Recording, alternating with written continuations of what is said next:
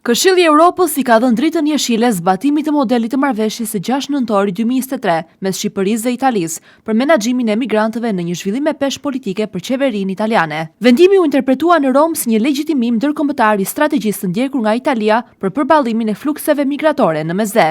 Gjatë samitit të mbajtur në Kishinev, liderët e 46 vendeve anëtare të Këshillit të Evropës mbështetën deklaratën që një mundësinë e përdorimit të qendrave të emigrantëve në vendet e treta, një formulë që përbën thelbin e marrëveshjes Itali-Shqipëri. Për kryeministren italiane Giorgia Meloni, ky zhvillim tregon se një ide që deri pak muaj më parë konsiderohej e debatueshme, tashmë po kthehet në një orientim të përbashkët evropian. Dita e ndjeshme në Kishinev tregoi se ajo që vetëm një vit më parë shkaktonte diskutime, sot është bërë një parim i ndarë mes 46 shteteve anëtare të Këshillit të Evropës, deklaroi Meloni, duke cilësuar vendimin si një sukses diplomatik të Italisë. Italia dhe Danimarka ishin ndër 9 vendet që hartuan dokumentin e miratuar, i cili synon të krijojë një bazë politike më të fortë për transferimin dhe trajtimin e migrantëve të jashtëligjshëm jashtë territorit të Bashkimit Evropian. Sipas këtij modeli, emigrantët që nuk plotësojnë kushtet për azil mund të dërgohen në qendra pritje në vende partnere, siç parashikon marrëveshja me Shqipërinë. Megjithatë, projekti është përballur me kundërshti të forta juridike dhe humanitare.